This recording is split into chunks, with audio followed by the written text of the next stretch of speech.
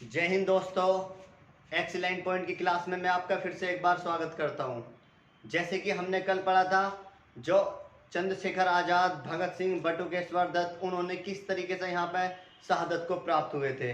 और उसके बाद में जो हमारे जो काकोरी कांड किया गया था 9 अगस्त 1925 में, और उसमें उनको जो अलग अलग स्थानों पर का उन्हें जेल में बंद किया गया, और किसी को गोरखपुर में फांसी दी गई और किसी को लाहौर में। इस तरीके से सबको जितने भी थे उनको फांसी की सजा दे दी गई थी काकोरी कांड में। लेकिन काकोरी षड्यंत्र जो था इतना ज़्यादा बड़ा नहीं था, सिर्फ एक चोरी तो की थी, लेकिन उसमें हमारे भारतीयों को क्या यहाँ पर फांसी दे दी गई थी। और उसके बाद में जो भगत सिंह, चंद्रशेखर आज़ाद किस तरीके से शहादत को प्राप्त हुए थे, और उसके बाद जो हुआ यहाँ पर और भी क्रांतिकारियों ने जन्म लिया।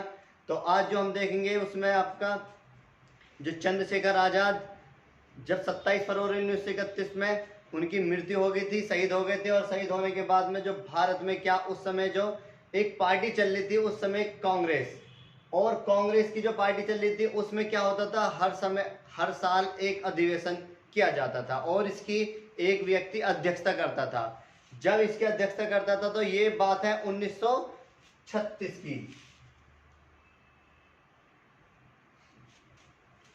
1936 की।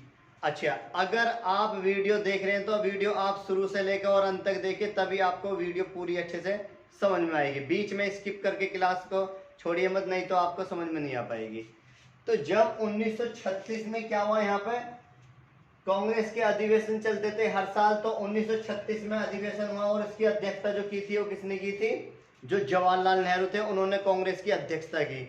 और उसके बाद में जो अगली अध्यक्षता होने वाली थी वो 1937 में 1937 में अध्यक्षता होने वाले थे। कौन? वो भी किसने की थी? जवाहरलाल नेहरू ने।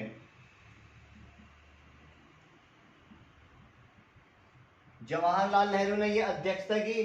लेकिन ये जो अध्यक्षता की थी ये पहली बार किसी गांव में हुई, फैजपुर। फैजपुर एक गांव पड़ता है महाराष्ट्र में, और एक फैजपुर यूपी में एक शहर भी है। तो ये फैजपुर जो था ये क्या था, एक गांव था। तो पहली बार किसी गांव में ये इसकी कांग्रेस की अध्यक्षता हुई, और इसकी जो अध्यक्षता की थी किसने की थी? जवाहरलाल नेहरू ने यहाँ पे अध्यक्षता की।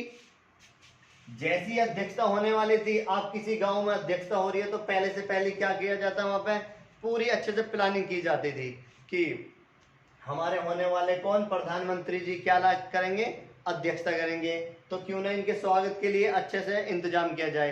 तो इसीलिए गांव में अध्यक्षता हो रही, गांव के लोग दूर दूर से इकट्ठे होकर आए। तो यहाँ पर वही जैसी अध्यक्षता होने वाली थी, और 1937 में अधिवेशन की जो अध्यक्षता करने जब ये आए यहाँ पर फैजपुर में, तो वह यही गांव बिल्कुल चारों तरफ से एकदम बढ़िया करके सजा धजा दिया, और लोग भी स्टेज लगा दी।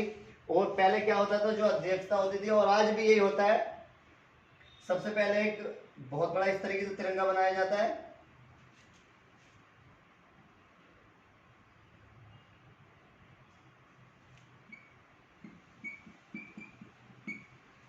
तिरंगा बनाया गया है बहुत बड़ा, ऊंचा, सब लगभग 80 फुट का 80 फीट का तिरंगा ऊंचा बांधा गया। और इसमें क्या होता था, पहले जो अध्यक्षता होती थी तो सबसे पहले क्या करेंगे, वहां पर तिरंगे में इस तरीके से एक रस्सी बंधी हुई थी, और रस्सी को कौन खींचता था, वो जो प्रधानमंत्री होता था वो इसकी रस्सी को खींचता था। अब हुआ ये, यहाँ पे जब इस अधिवेशन की अध्यक्षता करने के लिए जवाहरलाल नेहरू आए, तो यहाँ पे जब ये बांध रहा था झंडा इस तरीके से तिरंगा, तो ये जो रस्सी थी, ये वाली रस्सी जो थी, ये रस्सी किसी तरह से यहाँ पे जो इनसे जवाहरलाल नेहरू से ऊपर यहाँ पर क्या, इसमें गांठ बंध गई, और गांठ बंध गई यहाँ पर, इनसे ये तिरंगा नहीं खुला। अब जैसे तिरंगा नहीं खुला, अब यहाँ पे जवाहरलाल नेहरू की यहाँ बेइज्जती होने लगी कि ये हमारे होने वाले प्रधानमंत्री ऐसे बनेंगे जिनसे अभी भी तिरंगा नहीं फहराया जा रहा। तो यहाँ पे इतनी बेइज्जती हो गई। तो उसी समय यहीं पर एक व्यक्ति खड़ा हुआ था, किशन सिंह। किशन सिंह एक व्यक्ति खड़ा हुआ था। तो हुआ ये, इसने देखा कि अरे प्रधानमंत्री जी बनेंगे हमारे, तो नंबर बढ़ जाएंगे, यहाँ से प्रमोशन हो जाएगा, क्यों ना इस पे चढ़ा जाए। तो ये जो बांस था पूरा, इस बांस पे ये ऊपर चढ़ गया, और चढ़ने के बाद में यहाँ पे इसने क्या किया, यहाँ पे इस रस्सी को खोल दिया, और खोलने के बाद में तुरंत ये यहाँ से उतर गया। किशन सिंह। अब जवाहरलाल नेहरू ने इस रस्सी को फिर से खींचा और खींचने के बाद ये तिरंगा खुल गया और यहाँ पे इन्होंने इस तरीके से इसकी अध्यक्षता की। तो जब जिस व्यक्ति ने ये खोला था किशन सिंह ने, अब ये देखा जवाहरलाल नेहरू ने इसको बुलाया किशन सिंह को और किशन सिंह से कहा कि आप कहाँ के हो, तो इसने कहा कि मैं, ये महाराष्ट्र में पड़ता है फैजपुर, मैं महाराष्ट्र में, ये गांव है मिहिर सैन, मिहिर एक गांव है, मैं उस गांव गाँव। तो यहाँ पे जो जवाहरलाल नेहरू ने कहा कि हम इस डेट को आएंगे, मतलब अगली डेट को आएंगे, जब भी आएंगे और आपको क्या करेंगे, आपको संबोधित करेंगे और आपको कुछ इनाम देंगे, आपने क्या करा, ये इतना अच्छा कार्य किया। अब यहाँ पे हुआ ये खुश हो गया कि ये तो बहुत अच्छी बात है, मुझे होने वाले प्रधानमंत्री क्या देंगे, जो इनाम देंगे। अब इसीलिए ये पूरी तैयारी करके जैसे डेट निश्चित कर दी, सपोज करो डेट दे दी वो 8 अप्रैल, 8 अप्रैल का टाइम रख दिया कि आपको 8 अप्रैल को क्या हम आपके गांव में आएंगे और आने के बाद में क्या आपको यहाँ पर उपहार देंगे। तो हुआ यही, इन्होंने जो किशन सिंह था, इन्होंने 8 अप्रैल को ही अपने गांव में अच्छे से पूरे से धूम धड़ाके से उस गांव में स्वागत के लिए टेंट वेंट लगा के बढ़िया करके एकदम कालीन वालीन बिछा के, और स्वागत के लिए किसके, जवाहरलाल नेहरू के, की है ये अध्यक्षता, मतलब प्रधानमंत्री जी आएंगे और हमें क्या देंगे, यहाँ पर इनाम देंगे।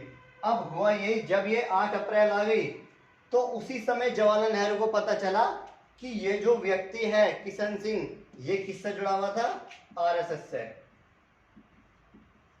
आरएसएस से जुड़ा हुआ है। और तब से इन्होंने सोचा कि ये जो आरएसएस है, आरएसएस तो हमारी दुश्मन है, तो हम क्यों इनको उपहार दे, गिफ्ट दे।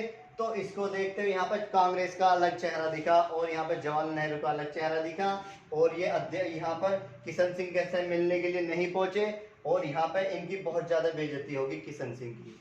बता देता हूं मैं, जो आरएसएस है, राष्ट्रीय सेवा संघ, तो आरएसएस की जो स्थापना हुई थी वो 1925 में हुई थी।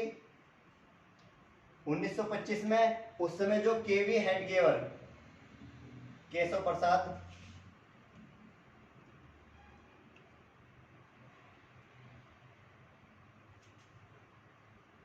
बलराम, ये केवी हेडगेवर कर लेते हैं, केवी हेडगेवर, केवी हेडगेवर ने क्या की थी, कांग्रेस की स्थापना की, सॉरी आरएसएस की स्थापना की यहाँ पे। तो जब इन्होंने यहाँ पे स्थापना की आरएसएस की, और आरएसएस के वर्तमान में जो अध्यक्ष है वो कौन है, मोहन भागवत, मोहन भागवत, मोहन भागवत वर्तमान में अध्यक्ष है। तो हुआ ये, यहाँ पे जब कांग्रेस को पता चला कि ये व्यक्ति आरएसएस का है, तो यहाँ पे इनकी बहुत बेइज्जती होगी, किशन सिंह की यहाँ इतनी बेइज्जती होगी। तो यहाँ पे इनके गांव में जब इन्होंने पूरी प्लानिंग कर रखी थी तो ये पहुंचे नहीं वहां पर। तो हुआ ये, जो मोहन भाई ये केवी हेडगेवर थे, ये अपने कुछ व्यक्तियों के साथ आए किशन सिंह के यहाँ पर, और किशन सिंह को यहाँ पर क्या किया, इनको अच्छा उपहार दिया और यहाँ पे इनको संबोधित किया। यहाँ पर कांग्रेस का पहला चेहरा दिखा, क्योंकि आजादी के लिए या किस तरीके से इन्होंने अपने, मतलब कि अच्छी पार्टी बना के और क्या करेंगे, उसको उस पर राज करेंगे। तो इन्होंने ये किया, और इसके बाद में जो अगली अध्यक्षता होने वाली थी वो 1938 हरिपुरा अधिवेशन,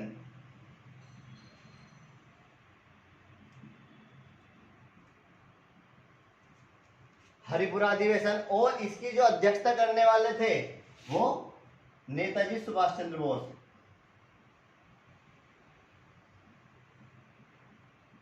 सुभाष चंद्र बोस इसकी अध्यक्षता करने वाले थे। अब हुआ ये, जब ये अध्यक्षता करने वाले थे और इसकी अध्यक्षता इतनी सफलतापूर्वक, इतने लोगों को इन्हें समझाया, ऐसी मोटिवेशन बात की इन्होंने हरिपुरा अधिवेशन में, और यहीं पे ही लोगों ने निश्चित कर दिया था कि हमारी अब जितनी भी अध्यक्षता होंगे वो कौन करेंगे, नेताजी सुभाष चंद्र बोस जी करेंगे। उस समय तक इनका नाम नेताजी नहीं पड़ा था, बस सुभाष चंद्र बोस जी था। तो कौन करेंगे सारी अध्यक्षता, सुभाष चंद्र बोस जी। और इससे अगली डेट निश्चित कर दी 1939 त्रिपुरा अधिवेशन, त्रिपुरा अधिवेशन कहां पर है त्रिपुरा, ये देता हूं, मध्य प्रदेश में पड़ता है। मध्य प्रदेश में तो अधिवेशन इसकी अध्यक्षता भी कौन करने वाले थे? सुभाष चंद्र बोस जी, सुभाष चंद्र बोस। इसकी अध्यक्षता भी सुभाष चंद्र बोस जी करने वाले थे। अब जैसे ही अध्यक्षता करने वाले थे यहाँ पर, उसी से पहले ही जो जवाहरलाल नेहरू थे, जवाहरलाल नेहरू, ये सीधे पहुंचते कहां पर? महात्मा गांधी के पास में। महात्मा गांधी के पास पहुंचे और पहुंचने के बाद इन्होंने कहा, जवाहरलाल नेहरू ने महात्मा गांधी से कि महात्मा गांधी जी सुनो, अगर अध्यक्षता यही करेंगे तो आने वाले समय में प्रधानमंत्री भी कौन बनेंगे? यही बनेंगे, इसलिए आप इनको ये अध्यक्षता करने मत दो। तो यहाँ पे हुआ यही, महात्मा गांधी ने किसको बुलाया? सुभाष चंद्र बोस जी को। और ये पहुंचे महात्मा गांधी के पास और महात्मा गांधी ने इनसे कहा कि आप इसकी अध्यक्षता मत करो, इसकी अध्यक्षता कौन करेंगे? जवाहरलाल नेहरू जी करेंगे। तो यहाँ पर सुभाष चंद्र बोस जी ने कहा कि नहीं, मुझे तो पहले से ही लोगों ने निश्चित कर दिया था कि मैं क्या करूंगा? इसकी अध्यक्षता करूंगा। तो यहाँ महात्मा गांधी ने खूब समझाया, लेकिन ये मान गए। तो यहीं पर एक व्यक्ति और आया, पट्टाभी सीतारामैया। पट्टाभी सीतारामैया जब ये आए पट्टाभी सीतारामैया, और इन्होंने कहा कि आप एक काम करो, ना तो अध्यक्षता आप करो ना ही अध्यक्षता आप करो, आप इससे पहले क्या करो, यहाँ पे त्रिपुरा में क्या करा लो, आप यहाँ पे वोटिंग करा लो, वोट डलवा लो यहाँ पे।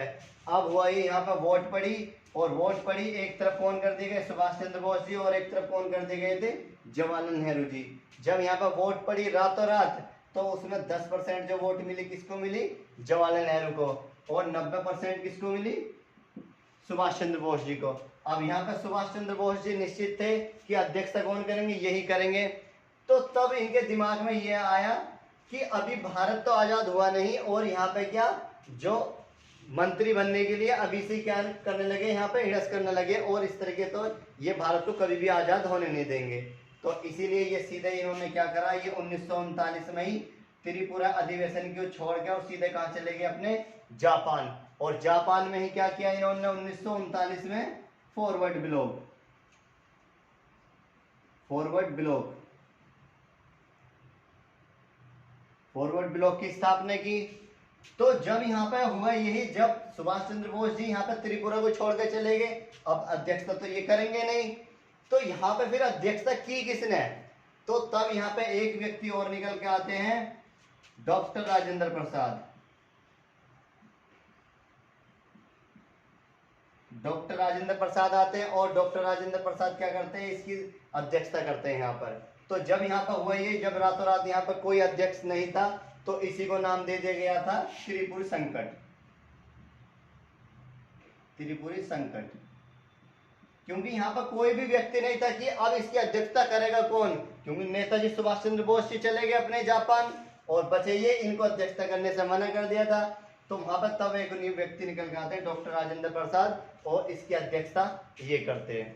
कांग्रेस के बारे में बात चल रही है, तो कांग्रेस को एक बार थोड़े से स्टार्टिंग से देख लेते हैं, किस तरीके से इसकी स्थापना हुई और क्या क्या इसका महत्वपूर्ण इसके कार्य, जो भी जितने भी एग्जाम पॉइंट से आते हैं सारे प्रश्न इसके देखते हैं एक बार।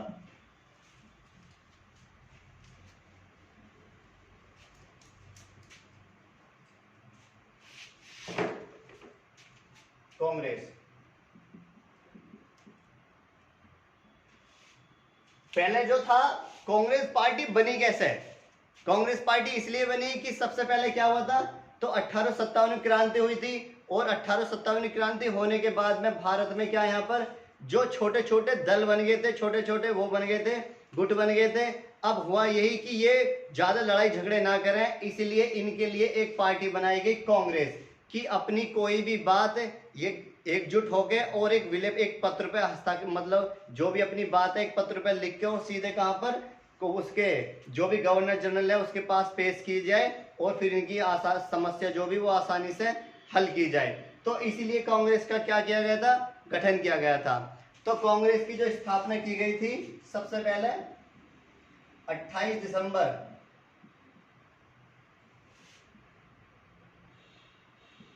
1885, 28 दिसंबर 1885 को कांग्रेस की स्थापना की गई थी। और इसकी स्थापना जो की गई थी, ए ओ ह्यूम। ए ओ ह्यूम एक व्यक्ति थे स्कॉटलैंड के,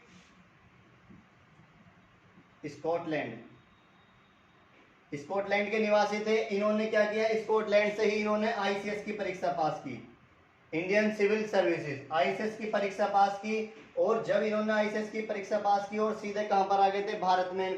इन्होंने सोचा, उस समय जो ब्रिटेन थी, ब्रिटेन ने सोचा कि ये व्यक्ति ठीक रहेंगे एक पार्टी की स्थापना करने के लिए। तो ये आए और इन्होंने क्या, यहाँ पर भारत में कांग्रेस पार्टी की स्थापना का इनका पूरे श्रेय जाता है। कांग्रेस पार्टी उस समय अन्य देशों में भी काम कर रही थी। तो जब यहाँ इन्होंने क्या, स्कॉटलैंड में, यहाँ पर स्कॉटलैंड के निवासी थे और इन्होंने 28 दिसंबर 1885 ईस्वी को क्या, कांग्रेस की स्थापना की। जिस समय कांग्रेस की स्थापना की, इसके जो पहले अध्यक्ष थे व्योमेश चंद्र बनर्जी।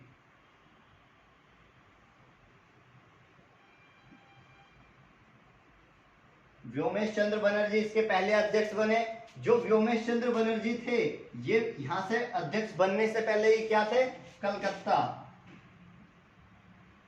में वकील थे। तो जब ये अध्यक्ष बने, और ये अध्यक्ष, कांग्रेस की जो स्थापना हुई थी कहां पर हुई थी, ये मुंबई में। लेकिन मुंबई में तो हुई, लेकिन उससे पहले जो इसकी स्थापना होने वाली थी वो पुणे में होने वाली थी। अब पुणे में उस समय क्या हुआ था, यहाँ पे एक बीमारी फैली हुई थी, हैजा नाम की बीमारी। और इतनी बीमारी फैली थी तो यहाँ पर देखा कि अगर यहाँ पे ये इसकी स्थापना यहाँ करेंगे तो यहाँ पे बीमारी ज्यादा फैल रही है। तो इसीलिए इन्होंने इसकी स्थापना कहाँ पे की, मुंबई में। मुंबई में ही जो ग्वालियर टैंक है, ग्वालियर टैंक जहां से महात्मा गांधी ने भारत छोड़ो आंदोलन प्रारंभ किया था, वहीं उसी के ही पास में, उसी के ही ग्वालियर टैंक के अंदर ही एक स्कूल था, तेजपाल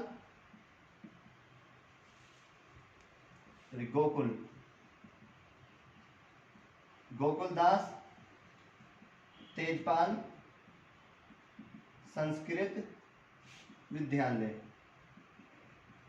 स्कूल था। और इसमें क्या क्या, यहाँ पर कांग्रेस की स्थापना की गई थी। जिस समय कांग्रेस की स्थापना की गई थी, उस समय इसमें टोटल जो सदस्य शामिल हुए थे पहली बार 28 दिसंबर 1885 में, इसमें 72 सदस्य थे, टोटल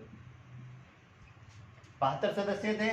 तो जो एओ ह्यूम है, इनके फुल फॉर्म भी पूछ लेता है, तो एलन ऑक्टेवियन ह्यूम।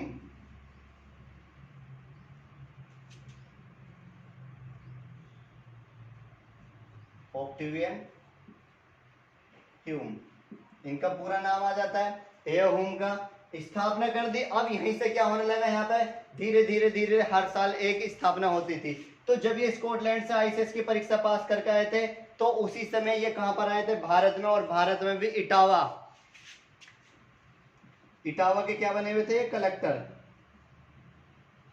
इटावा के कलेक्टर बने। और भारत में इस तरीके से कार्य होने लगा। और उसके बाद में क्या होता रहा, यहाँ भारत में डेली, मतलब हर साल क्या होती थी, एक अध्यक्षता होती थी। जब ये अध्यक्षता हुई 28 दिसंबर 1885 में, पूछ लेता है बहुत अधिक बार कि उस समय भारत में गवर्नर जनरल कौन था, लॉर्ड डफरिन। लॉर्ड डफरिन उस समय कांग्रेस का अध्यक्ष था। ओ सॉरी, भारत में गवर्नर जनरल था, जो अंग्रेजों का भेजा हुआ क्या था, एक दूत था यहाँ पर। तो इस तरीके से कांग्रेस की स्थापना हुई। कांग्रेस के बारे में हम थोड़े थोड़े लिख देते हैं, इनके बारे में आप स्क्रीनशॉट ले लें। मैं एक फिर से शुरू करते हैं। तो आइए फिर आगे और देख लेते हैं कांग्रेस के बारे में, जो हमेशा यहाँ से क्वेश्चन 1 से 2 हमेशा हर एग्जाम में आते हैं। तो कांग्रेस के पहला अधिवेशन हो गया था 1885 में। तो उसके बाद में क्या हुआ, यहाँ पे हर साल अधिवेशन होने लगे।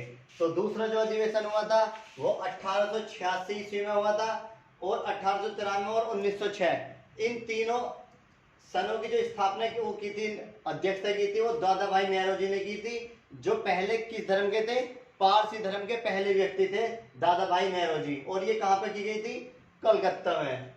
और यहाँ पे जो भारतीय राष्ट्रीय कांग्रेस था, पहले कांग्रेस का नाम जो था भारतीय राष्ट्रीय संघ था। तो यहाँ पे क्या रखा गया, भारतीय राष्ट्रीय कांग्रेस, यहाँ पर दूसरा नाम रखा गया कांग्रेस का। किसने रखा था, ये दादा भाई नेहरू जी के उसमें रखा गया था नाम। और तीसरी जो हुई थी अध्यक्षता 1887 ईस्वी में मद्रास में की गई थी। और बदरुद्दीन तैयब जी ने क्या की थी, इसकी अध्यक्षता की थी। और बदरुद्दीन तैयब कैसे थे, पहले मुस्लिम अध्यक्ष थे। 1888 ईस्वी में इलाहाबाद में अध्यक्षता हुई। और ये किसने की थी, जॉर्ज यूले। ये कैसे व्यक्ति थे, प्रथम अंग्रेज थे। और कहां के थे ये, पुर्तगाल के। पहले पुर्तगाली थे जो अंग्रेज, जॉर्ज यूले थे। और 1891 में जो अध्यक्षता हुई थी वो नागपुर में की गई थी। किसने की थी, आनंद चार्लू ने। और यहाँ पर राष्ट्रीय और नाम रखा गया किसका, कांग्रेस का। 1896 में कलकत्ता में की गई थी। और इसकी जो अध्यक्षता की थी रहीमतुल्ला सयानी ने की थी। और पहली बार क्या गया था, यहाँ पर वंदे मातरम गाया गया। वंदे मातरम की जो रचना की थी 1882 ईस्वी में किसने की थी, वो बंकिम चंद्र चटर्जी ने। और जो वंदे मातरम है उसके गायन का समय कितना है, 65 सेकंड। और ये बनाया तो बंकिम चंद्र चटर्जी ने था, लेकिन उसको गाने का जो तरीका दिया था वो रविंद्रनाथ टैगोर ने दिया था।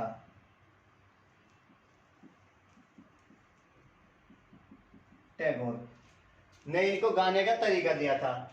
और 1905 में बनारस में अध्यक्षता की गई, गोपाल कृष्ण गोखले ने इसकी अध्यक्षता की थी। और पहली बार स्वदेशी शब्द का प्रयोग किया गया इसमें। 1906 में कलकत्ता में अध्यक्षता की गई। ये भी किसने की थी, दादा भाई नेहरू जी ने। तो दादा भाई नेहरू जी ने 3 अध्यक्षता की थी, 1886 की, 1893 की और 1906 की। तो दादा भाई नेहरू जी ने की। और पहली बार यहाँ पे क्या, स्वराज शब्द का प्रयोग किया गया। 1907 में अध्यक्षता हुई सूरत में। और इसकी जो अध्यक्षता की थी रास बिहारी घोष ने की थी ये। और यहाँ पे क्या हुआ था, जो कांग्रेस थी उसमें फूट पड़ गई। और इसमें नरम दल और गरम दल ये 2 भागों में बढ़ गई, गरम दल और नरम दल। जो गरम दल के जो सदस्य थे उस समय लाल बाल पाल, लाला लाजपत राय, विपिन चंद्र पाल और बाल गंगाधर तिलक, ये गरम दल के थे। और नरम दल के गोपाल कृष्ण गोखले, फिरोज शाह मेहता और दादा भाई नेहरू जी ये नरम दल के थे। और 1911 में कलकत्ता में फिर अध्यक्षता हुई। और इसकी अध्यक्षता जो की थी वो पंडित बिशन नारायण धर ने की थी। और पहली बार क्या गाया गया, जन गण मन राष्ट्रीय गान गाया गया। क्योंकि उस समय क्या था, जो पहली बार कलकत्ता से राजधानी कहां पर कर दी गई थी, 1911 में कलकत्ता से दिल्ली कर दी गई थी। क्योंकि दिल्ली दरबार लगा था। और उस समय क्या, दिल्ली दरबार लगा था। और जॉर्ज पंचम, मैरी क्वीन, जॉर्ज पंचम और मैरी क्वीन ये आए थे, अंग्रेज भारत आए। और इनके स्वागत में ही पहली बार क्या, जो रविंद्रनाथ टैगोर थे उन्होंने क्या, इनके स्वागत के लिए जन गण मन राष्ट्रीय गान गाया गया। और राजधानी क्या कर दी गई, कलकत्ता से दिल्ली कर दी गई थी 1911 में। तो पहली बार राष्ट्रीय गान गाया गया यहाँ पर 1916। और इसकी जो ये अध्यक्षता कहां पर हुई थी, लखनऊ में। किसने की थी, एम मजूमदार ने इसकी अध्यक्षता की थी। और इसी को ही क्या कहते हैं, लखनऊ पैक्ट। और इसमें जो था कांग्रेस जो फूट पड़ गई थी, गरम दल और नरम दल, यहाँ पे क्या हुआ, कांग्रेस से फिर से कांग्रेस एकजुट होगी कांग्रेस इसमें। और साथ में जो मुस्लिम लीग थी, पहले इसमें मुस्लिम लीग ने साथ नहीं दिया था, लेकिन बाद में क्या हुई, मुस्लिम लीग भी इसमें साथ में शामिल होगी। और 1917 कलकत्ता में की गई थी इसकी अध्यक्षता। ये किसने की थी, एनी बेसेंट, पहली महिला थी। और ये किस देश की थी, आयरलैंड की। 1923 ये दिल्ली में की गई थी। और अबुल कलाम आजाद पहले सबसे कम उम्र के व्यक्ति थे, इन्होंने इसकी अध्यक्षता की थी 1923 की।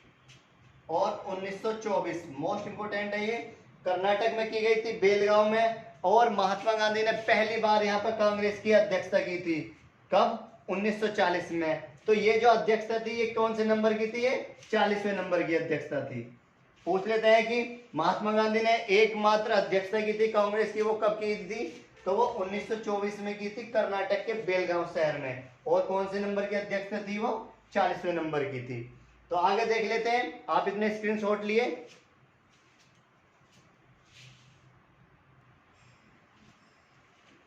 तो आइए कुछ अधिवेशन और बचे हैं, उन्हें भी देख लेते हैं, क्योंकि एग्जाम में हमेशा ही यहाँ से क्वेश्चन पूछे जाते हैं, इसलिए कांग्रेस को पढ़ना ज़्यादा अनिवार्य भी है। तो आइए बच्चे कुछ जो भी बचे हैं थोड़े थोड़े जहाँ से हमेशा ही क्वेश्चन आते हैं वो देख लेते हैं। 1925 में जो कानपुर में अधिवेशन हुआ था और उसकी अध्यक्षता किसने की थी? सरोजिनी नायडू ने। पहली भारतीय महिला थी और हिंदी को राष्ट्रभाषा के रूप में अपनाया गया 1925 में ही। 1926 में अधिवेशन हुआ और ये कहाँ पर हुआ था? गुवाहाटी में। और इसकी जो अध्यक्षता की गई थी श्रीनिवास ने इसकी अध्यक्षता की थी। और पहली बार क्या किया गया था? यहाँ पर खादी पहनना अनिवार्य किया गया था। जो खादी वस्त्र होते हैं उनको पहनना यहाँ पर अनिवार्य किया गया था। और 1929 में लाहौर, मोस्ट इंपोर्टेंट है, में अधिवेशन हुआ और इसकी अध्यक्षता जो की गई थी किसने की थी? जवाहरलाल नेहरू ने। और इन्होंने ही पहली बार यहाँ पे क्या? पूर्ण स्वराज की मांग की। और पहली बार इन्होंने कसम खाई थी जब ये अधिवेशन चल रहा था 1929 में लाहौर में ही, तो इन्होंने क्या किया? इस अधिवेशन की पूरे दिसंबर लास्ट था बिल्कुल, और वहां पर दिसंबर लास्ट में होते ही तो तुरंत ये कहां पर गए? अपने रावी नदी के तट पर। जितनी भी जनता थी सारी जनता को रावी नदी के तट पर ले गए। और जिस तरीके से यहाँ पर रावी नदी इस तरीके से बह रही थी और इधर चारों तरफ यहाँ पर क्या? लोग खड़े हो गए। अब यहाँ पर क्या हुआ? तो यहाँ पर पहली बार भारत के लिए क्या? राष्ट्रीय गान गाया गया। और किसने गाया? सरोजिनी नायडू ने।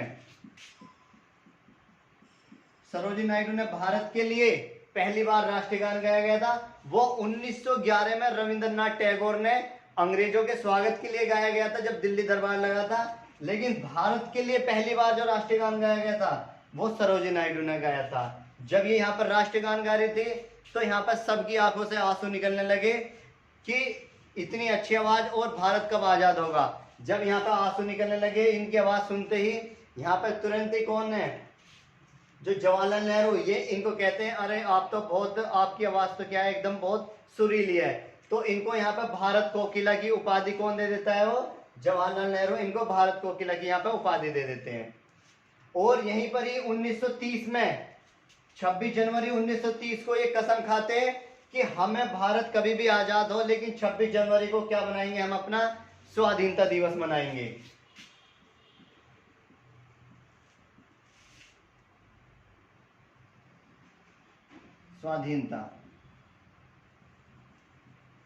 स्वाधीनता दिवस मनाएंगे। और इसीलिए आपको पता है भारत आजाद 15 अगस्त 1947 में हो गया था और तब से ही हमारा संविधान बनना प्रारंभ हो गया था। तो जब संविधान बनकर तैयार हो गया था 26 नवंबर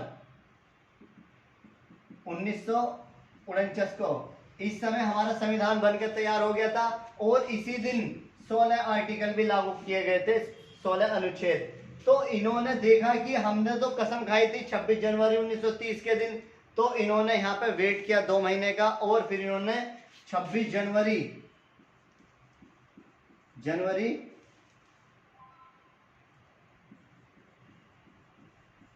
1950 और यहाँ पे इन्होंने क्या? अपना भारत का संविधान उस समय यहाँ पे लागू कर दिया गया।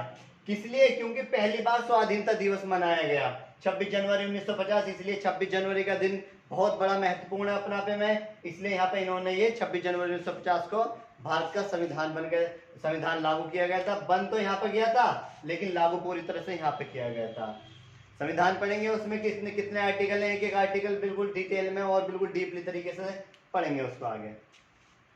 और 1931 में जो अधिवेशन हुआ था कराची में, इसकी अध्यक्षता की थी सरदार पटेल ने।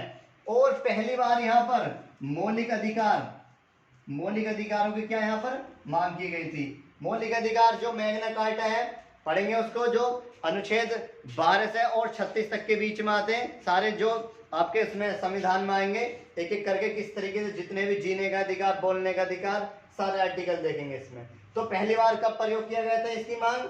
1931 में कराची अधिवेशन में। और यहीं पर ही महात्मा गांधी ने नारा दिया था कि गांधी मर सकता है लेकिन गांधीवाद कभी नहीं मरेगा। तो यहाँ पे पूछ लेता है कि महात्मा गांधी ने ये कब कहा था, किस अधिवेशन में कहा था कि गांधी मर सकता है लेकिन गांधीवाद कभी नहीं? तो कराची अधिवेशन में 1931 में यहाँ पर गांधी जी ने कहा था। और 1937 ये कहाँ पर हुआ था? फैजपुर। ये हमने पढ़ लिया था। जवाहरलाल नेहरू ने इसकी अध्यक्षता की थी और ये पहली बार किसी गांव में अधिवेशन हुआ था। तो दे यहाँ पे कांग्रेस का अलग ही चेहरा दिखा।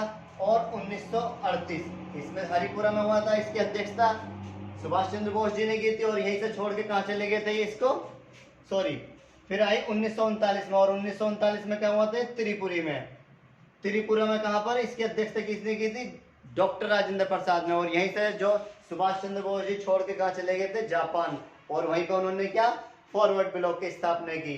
देखेंगे सुभाष चंद्र बोस जी के बारे में किस तरीके से उन्होंने भारत को आजादी के लिए कितने कितने हद तक आगे गए थे, वो सारी चीज देखेंगे। 1940 रामगढ़ में किया गया था। रामगढ़ ये महाराष्ट्र में पड़ता है। और मौलाना अबुल कलाम आजाद ने इसकी अध्यक्षता की थी। और यहीं पर ही महात्मा गांधी ने क्या 1940 में ही यह भारत छोड़ो आंदोलन शुरू किया था महात्मा गांधी ने। 1940 से और 46-45 के बीच में कोई अध्यक्षता नहीं हुई। और 6 वर्ष तक कौन रहे थे? मौलाना अबुल कलाम आजाद। यहाँ पर 40 से 45 तक ये यहाँ पर अध्यक्षता रहे, मतलब कांग्रेस के अध्यक्ष रहे। 1946 में मेरठ में इसकी अध्यक्षता हुई। और किसने की थी? ये JV कृपलानी ने। आजादी के पहले, ये आजादी से पहले, आजादी से पहले या आजादी के समय, तो किसने की थी वो? 1946 में JV कृपलानी ने। 1947 में कहां पे की गई थी? ये दिल्ली में। और इसकी अध्यक्षता जो की थी डॉक्टर राजेंद्र प्रसाद ने की थी। और ये कब की थी? आजादी के बाद। तो आपने देखा किस तरीके से कांग्रेस की अध्यक्षता की गई थी। और कांग्रेस का मतलब ही यही था कि लोगों को एकजुट करके आजादी की तरफ लेकर जाया जाए। लेकिन आज कांग्रेस क्या किस तरीके से उन्होंने पूरे देश पे किस तरीके से कब्जे किया, वो आपने देखा भी है। तो कांग्रेस ने धीरे धीरे एक छोटा सा दल बनाया और गुट बना के उन्होंने क्या किया, किस तरीके से एक मजबूत पार्टी बनी। तो कांग्रेस की देखो, इनका मतलब सिर्फ यही था कि भारत में एकजुट हो गया और पूरे भारतीयों को एक करके कहां पर आजादी की तरह आकर्षित किया जाए। लेकिन यहाँ पर जो अंग्रेजों का था मतलब कि हमें, अंग्रेज क्या चाह रहे थे कि एक बहुत बड़ी पार्टी बन जाए और अपने जो भी समस्या हो उसको एक पत्र पे लिख के और वहां पे पेश किया जाए। क्योंकि भारत में छोटे छोटे दल बन रहे थे, लड़ाई झगड़ा ना हो, इसलिए एक बनाने के लिए। तो देखो पहली अध्यक्षता कहाँ की गई थी? मुंबई में।